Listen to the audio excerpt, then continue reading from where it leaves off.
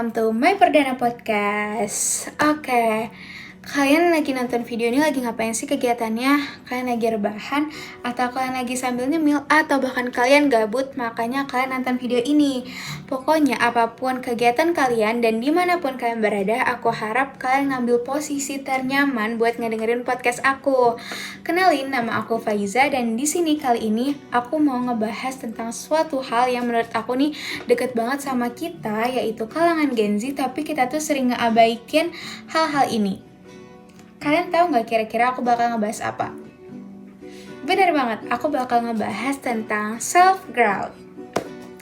Nah, jadi beberapa hari yang lalu aku abis menonton film kartun yang dimana menurut aku nih berkaitan sama pembahasan aku kali ini. Nah, aku abis nonton film Inside Out yang kedua, dimana salah satu karakter Riley, dia tuh sudah semakin beranjak dewasa, sudah memasuki fase remaja. Jadi emosi dia ini mulai bertambah, yang awalnya 5 ada joy, sadness, angry, fear, and disgust, nambah 4 kalau nggak salah, ada embarrassment, envy, 2-nya lagi aku lupa. Nah, itu tuh benar-benar ngegambarin diri kita banget.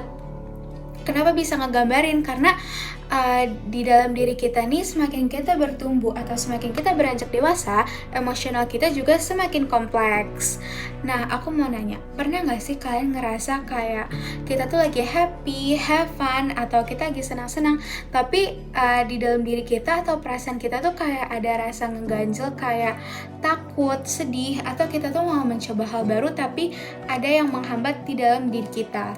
Nah, itu adalah salah satu proses dari self-growth. Karena self-growth ini bukan tentang kebahagiaan yang terus datang, tapi juga adalah dimana kita tuh bisa belajar menerima diri sendiri, memahami perasaan kita, terus kita tuh berproses menjadi diri yang lebih baik.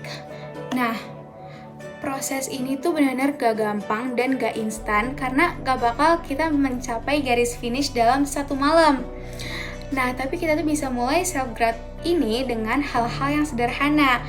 Apa sih yang kita bisa lakuin? Kita tuh bisa mulai mempelajari diri kita sendiri, mengenali diri kita, kayak kita tuh harus menanyakan keadaan kita, atau bahkan apa sih yang udah bikin kita berkembang, apa yang hari itu tuh bikin kita nge-stuck. Dengan kita jujur dengan diri kita sendiri, itu akan membuka diri kita tuh tahu kalau misalnya tujuan kita tuh ke depannya kemana. Nah, dari situ kita bisa belajar untuk membangun kebiasaan baru, memperbaiki pola pikir, dan juga mulai merasa lebih damai dengan diri kita sendiri. Nah, kadang proses ini tuh bisa terhambat atau bisa tuh menjadi berat karena apa? Kira-kira kalian tahu nggak? Bener banget, kita tuh nggak boleh lagi ngejalanin self-growth ini dengan insecure, atau kita tuh ngebandingin, nge-compare with other people. Kayak kita tuh ngebandingin diri kita, kok dia udah sampai sini ya, kok aku belum ada progresnya ya, kok dia udah cepet banget. Kayak kita tuh nggak boleh ngebandingin diri kita sama orang lain. Itu tuh benar-benar ngeganggu dimana proses self-growth itu tumbuh. Nah, self-growth itu tuh bukan tentang perlombaan, siapa yang cepat sampai garis finish, siapa yang progresnya udah sampai mana, siapa yang udah sukses. Itu tuh benar-benar kita tuh nggak usah pedulin itu, karena yang penting kita tuh bergerak, kita tuh maju ke depan, kita tuh tetap buat pergerakan yang dimana kita tuh bisa kelihatan gitu, kita tuh udah berubah menjadi lebih baik dari versi kita yang sebelumnya. Dan yang paling penting, jangan lupa kasih istirahat ke diri kita sendiri. Jadi self-growth ini tuh juga butuh self-compassion, dimana kayak self-compassion ini tuh bentuk empati untuk diri kita sendiri. Karena pada akhirnya kesehatan mental dan emosional ini tuh sama pentingnya dengan kesehatan fisik kita.